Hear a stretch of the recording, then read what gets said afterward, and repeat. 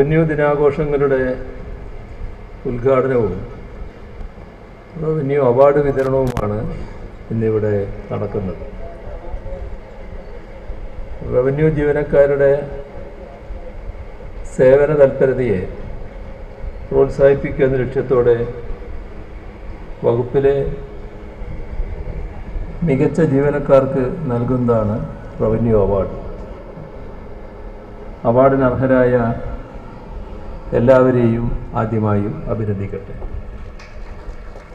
കൂടുതൽ സേവന തൽപരതയോടെ ഇടപെടാനും സഹപ്രവർത്തകർക്ക് ഊർജമാകാനും ഈ പുരസ്കാര ലബ്ധിയിലൂടെ പ്രയോജനം ഉണ്ടാകുമെന്നാണ് പ്രതീക്ഷിക്കുന്നത്.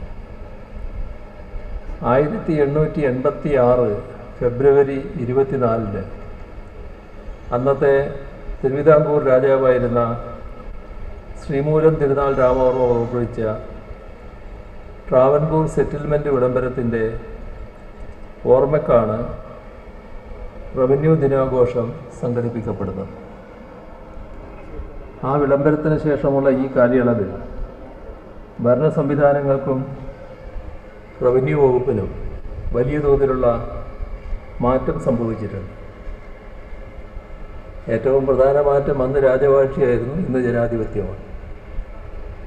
അന്ന് റവന്യൂ വകുപ്പിൻ്റെ ചുമതല ഭൂമി അളന്ന് തിട്ടപ്പെടുത്തലും കരംപിരിക്കലും മാത്രമായിരുന്നു.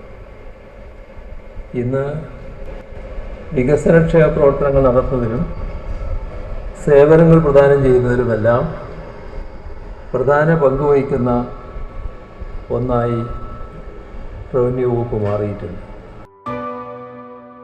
AKG memorial cooperative hospital, Kannur.